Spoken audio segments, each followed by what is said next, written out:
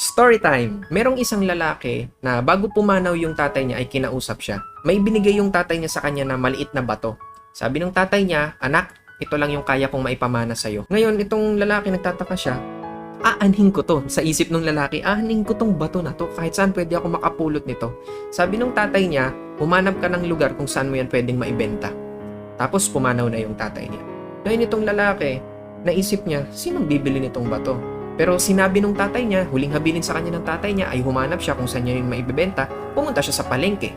Pagpunta niya sa palengke, pinagtanong-tanong niya, magkano niyo po bibilhin itong bato na to? Sabi nung mga tindero-tindera doon, ba't ko bibilhin yan? Bato na yan, wala naman yan kwenta. Ngayon, umalis siya doon sa palengke, naisip niya, siguro sa museum or sa antique. Baka sa antique shop bilhin to.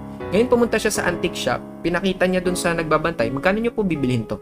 Sabi nung antique shop owner, sige, bilhin ko sa'yo ng 500 pesos. Ngayon napaisip yung lalaki, 500 pesos?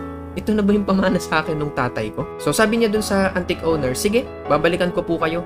Ngayon habang naglalakad-lakad siya, meron siyang nakitang isang store na ang nakalagay ay Precious Stone Store.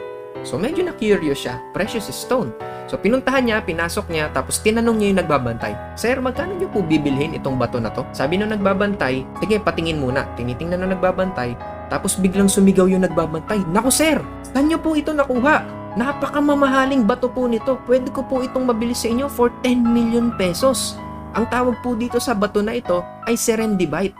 Mukha lang talaga siyang bato pero napakamamahalin po nito." So nagulat yung lalaki. Ano yung moral of the story? Kung ikaw pakiramdam mo ay parang wala kang kwenta, ibig sabihin nasa maling lugar ka. Maling tao yung mga kasama mo, maling tao yung mga kaibigan mo. So ang kailangan mong gawin ay humanap ka ng mga tamang tao na makikita ang tunay mong halaga. Madalas itong mga tao na to, kapag alam nila ang tunay mong halaga, ihilahin ka nila pataas.